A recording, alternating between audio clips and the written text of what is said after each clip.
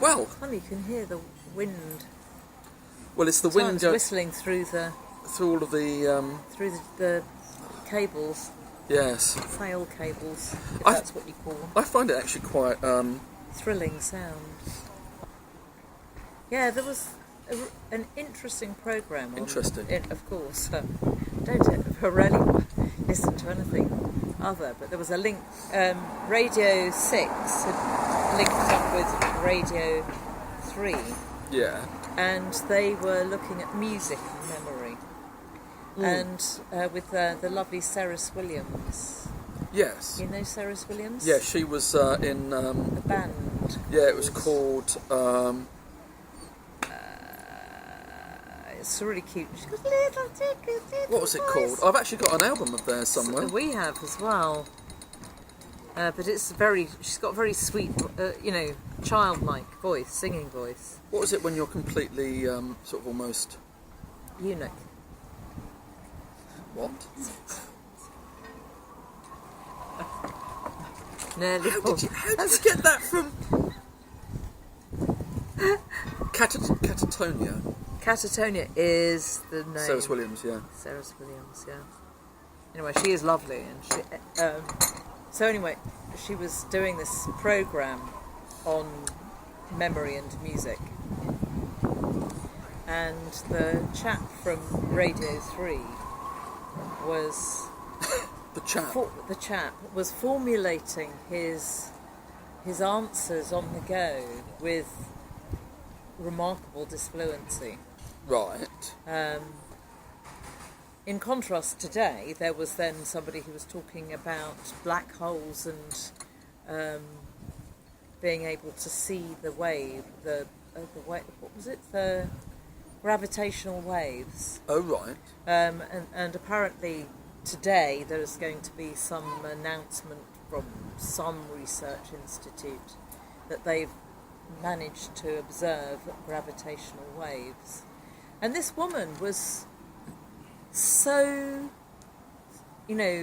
certain about of what she was talking about. There was no disfluency. Really interesting to hear.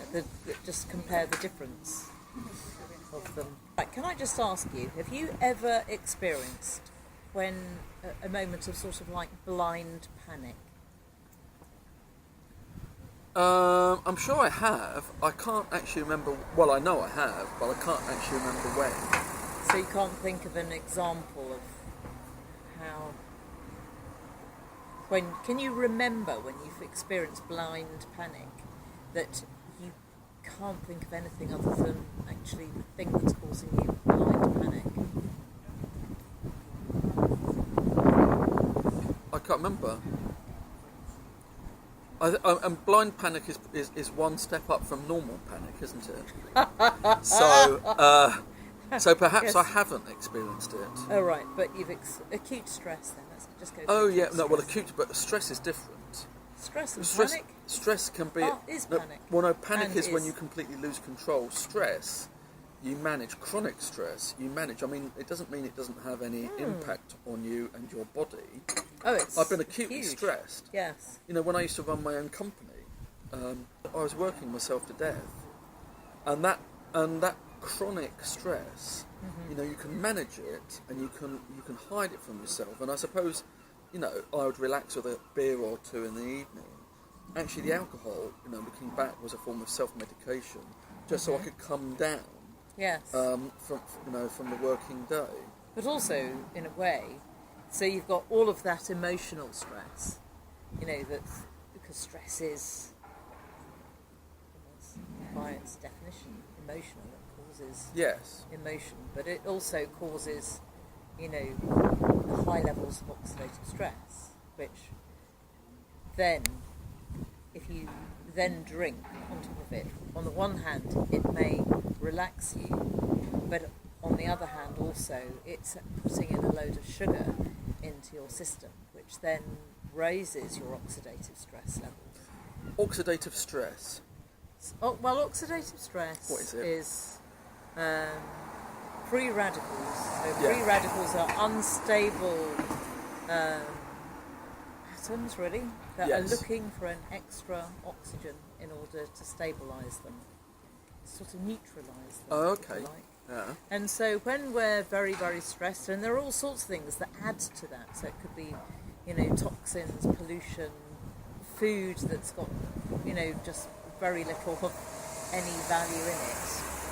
Actually raising all of those levels of oxidative stress within your system, and it's leaching the oxygen out of your own system. So Right. it will leach oxygen out of your own tissues, your own cells, which then makes things more brittle, which is so people who are experiencing high levels of oxidative stress are more likely to develop autoimmune diseases, cancers, heart disease, high blood pressure, chronic fatigue syndrome,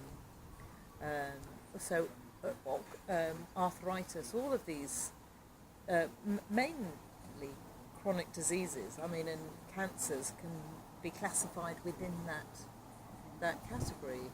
And also then, people are more likely to have accidents because they're not going to be as efficient. And their judgment won't be. And their judgments won't be, as because reliable. actually when people are acutely stressed, those moments from sort of not being stressed to actually just being desperately stressed, your brain goes through about 14,000 biochemical changes, and the only thing that you can think of is the most familiar reaction that you've had in your life, which very often is not the reaction that enables you to be most resourceful. Right. And so, it can be a sort of compounding effect being stressed. People then, as you say, you drink to relax, you eat comfort foods in order to feel better, but there's your body sort of screaming for antioxidants Yes. and not getting them. And so, I think people, in order to learn to deal with their stress, it's not just about learning to breathe nice and slowly and to think and speak to themselves more slowly and to write things down and to prioritise and to, count to 10 before they respond to things, and, all of these sort of distancing strategies that people can have to feel better. They actually need to give themselves the nutrients in order that, one, they can have better reactions in the first place, but also to provide the oxygen to our systems, the antioxidants that our system needs. I mean, it is just a sort of just a collection of lifestyle and work choices that we make to contribute to our stress. So our food typically contains or is of considerably less dietary worth than it was, say, 20 years ago. And part of that is a function of industrialised agriculture. Yes. But it's also just like me and my publishing business is that we are encouraged. We think it's sort of like really vibrant and sexy, putting ourselves into these extremely stressful positions, full of uncertainty and all these decisions, and sort of like you lack control. Oh, absolutely. Over outcomes and decision making processes and whatever. We're actually encouraged to throw ourselves into this.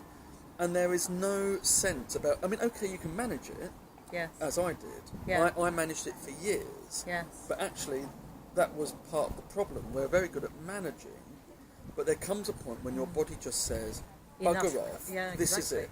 Well, I saw somebody this morning, so in fact our initial beginning discussion about stress was triggered by me walking behind this chappie and hearing him. He had sort of been slightly suspicious of somebody just walking along behind him, so he looked behind me. It might have been an indication of his levels of stress that he heard somebody, and it was sort of like a look over the shoulder like that. But I was hearing this person, sort of say, I'm just going to, go, I've got to do the lottery. And so me being cheeky me, I just sort of interjected and said, "Hope you win." And so then we entered into this discussion about, how stressed he was, and that he'd just been to the doctors and how shit they were and what a shit service it was, and he was just had a job that he did that meant he was going to be away for a week at a time. What was his job? He was an HGV driver, so in a way, right. Okay. so he was, maybe self-employed. Again, sort of like we are being divided up into our own little pockets. Yes. And so we end up sort of thinking, oh my goodness, you can see very easily no other way out because it's only you that's responsible for you. But you see, I mean, this is sort of like characteristic of The world that we live in. well, now. much of the narrative that talks to us about our lives, from our political leaders, from work, that sort of business, that a lot of this stuff is all about and only about personal responsibility.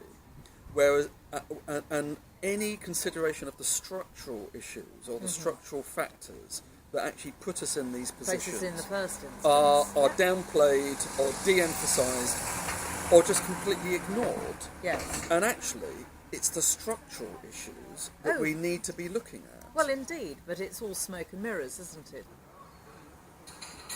Yes, carry on. I think one of the interesting things is how we are being sort of atomised increasingly in terms of work. But I was looking at UK productivity figures, like the sort of things that I do today, looking back to the early 1970s. Oh, right. And actually some of the most productive periods, but not only, I mean, we have had productive periods since then. Yes. But one of the most productive periods was during the, in terms of product per hour of Probably Second World effort. War, wasn't it? No, during the 1970s. Okay. It was one of the most productive periods that we've had in quite a long time, and yet we had strong trade unions, we had strong and well-funded public services, we had economic growth of sort of like over 3% in What is GDP. it now? Oh, is it negative? No, it's not negative at the moment, no.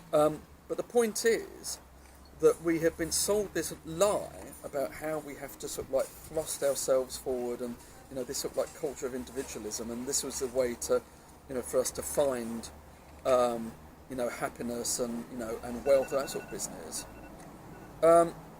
Whereas actually, history would suggest that that it hasn't really played that much of a role. That we were every bit as productive in periods before this sort of like new age of individualism as since. Yeah. The pattern isn't too dissimilar. Okay, so it would suggest that this whole sort of like move against collectivism and unions and communities and all this stuff towards individualism or whatever, it has actually missed the point. To be continued. Endlessly. Because this is Well, one not of our endlessly. one of our sort of like core issues, sort of like lifestyle. The impact. Impact, health and happiness. Who was saying goodbye to you in there? To the camera. Oh, to the oh, sorry. Yes. Dear me.